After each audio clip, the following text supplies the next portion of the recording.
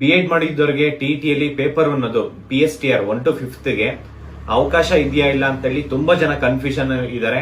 But ಅದೇ ಒಂದು clarifications ಕೊಡ್ತೀನಿ. ನಿನ್ನೆ ಡಿಪಾರ್ಟ್ಮೆಂಟ್ ಹೋಗಿ ಒಂದು ಕ್ಲಾರಿಫಿಕೇಶನ್ ತಗೊಂಡ್ಬಂದಿದ್ದೀನಿ. ಆದ್ರೆ ನೋಟಿಫಿಕೇಶನ್ಸ್ ಅಲ್ಲಿ ಪೇಪರ್ 1 ಪೇಪರ್ 2 ಟಿಇಟಿ ನೋಟಿಫಿಕೇಶನ್ಸ್ ಅಲ್ಲಿ ಪೇಪರ್ 1 ಪೇಪರ್ 2 ಗೆ ಎರಡಕ್ಕೂ B.Ed ಅವರಿಗೆ ಅವಕಾಶ ಇದೆ. ಬಟ್ ಅದ್ರ ಅಪ್ಲಿಕೇಶನ್ ಹಾಕ್ಬೇಕಾದ್ರೆ ಪೇಪರ್ 1 ತಗೊಂತಾ ಇಲ್ಲ PSTR ಗೆ 1 to 5th. ಯಾಕೆ ಅಂತ ಹೇಳಿದ್ರೆ ನಾನು ಒಂದು ಜಡ್ಜ್ಮೆಂಟ್ ಓದಿನಿ, ಸುಪ್ರೀಂ ಕೋರ್ಟ್ ಜಡ್ಜ್ಮೆಂಟ್ ಇದೆ. 1 to 5th PSTR ಗೆ B.Ed ಅಲೋ ಮಾಡಿಲ್ಲ.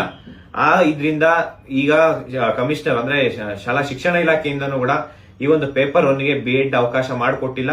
ಇದು ಮುಂದೆ ಇವಾಗ್ಲೇ ಅಂದ್ರೆ ಜಡ್ಜ್ಮೆಂಟ್ ಏನ್ ಬಂದಿದೆ ಅದು ಸುಪ್ರೀಂ ಕೋರ್ಟ್ ಆರ್ಡರ್ ಆಗಿರುತ್ತದು. ಮತ್ತೆ ಸ್ಟೂಡೆಂಟ್ಸ್ ಮತ್ತೆ ಬೇರೆ ಬೇರೆ ಸ್ಟೇಟ್ಸ್ ರಿವ್ಯೂ ಹೋಗಿದ್ದಾರೆ. ಅದು ರಿವ್ಯೂ ಹೋಗಿ ಅದು ಫೈನಲ್ ಜಡ್ಜ್ಮೆಂಟ್ ಮತ್ತೆ ರಿವ್ಯೂ ಅಲ್ಲಿ ಏನಾಗುತ್ತೆ ಅಂತ ಹೇಳಕ್ಕಾಗಲ್ಲ. ಬಟ್ ಫೈನಲ್ ಜಡ್ಜ್ಮೆಂಟ್ ಪ್ರಕಾರ ಈಗ ನೋಟಿಫಿಕೇಶನ್ಸ್ ಬಿಟ್ಟಿದ್ದಾರೆ.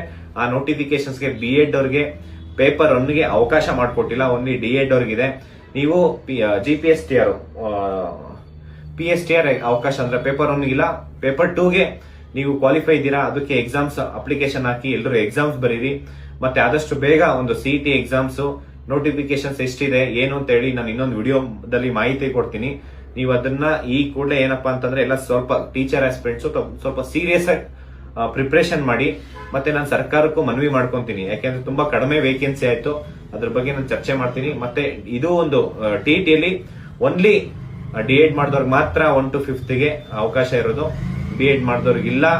ದಯವಿಟ್ಟು ಎಲ್ಲಾ ವಿದ್ಯಾರ್ಥಿಗಳು ಒಂದು ಕ್ಲಾರಿಫಿಕೇಶನ್ಸ್ ಕೊಡ್ತಾ ಇದೀನಿ. ಎಲ್ಲ ಅಪ್ಲಿಕೇಶನ್ಸ್ ಹಾಕಿ TET ಎಕ್ಸಾಮ್ ಚೆನ್ನಾಗಿ ಮಾಡಿ. ಥ್ಯಾಂಕ್ ಯು, ನಮಸ್ಕಾರ.